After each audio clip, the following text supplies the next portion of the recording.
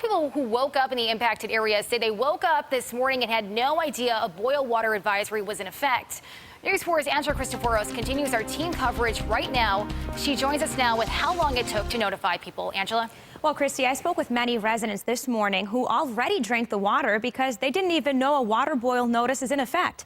Now, some residents are concerned it could impact their health.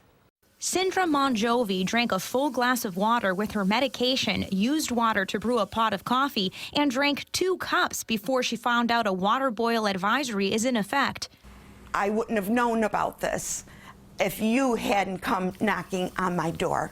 Monjovi says she has a host of digestive issues and is very careful about what she eats and drinks, but had no idea the Erie County Department of Health warned residents in impacted areas to boil water for at least 1 minute. What if we get sick?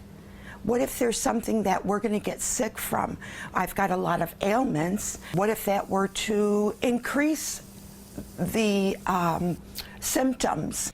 Several residents say they tried checking the Erie County Water Authority website last night and called their emergency number with no luck. It seems as though if you don't happen to be watching the news, we often do, we missed it last night, but if you don't happen to be watching, there's a problem. You don't get the notification. The timeline of when the Water Authority knew about the boil water notice and when the public was alerted via social media is still in question.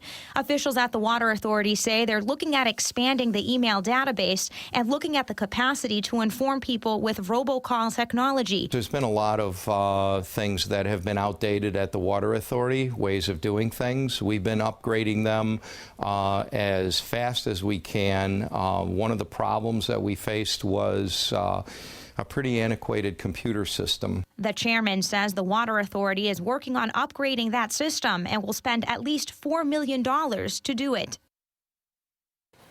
The chairman of the Water Authority says the water has already been sampled once, and they have to give it 24 hours to see if any bacteria grows. He says if that report comes back negative, they will test it again. He said he thinks the chances of bacterial growth within the system are limited because all of the tanks, pump stations, and lines are treated periodically with chlorine.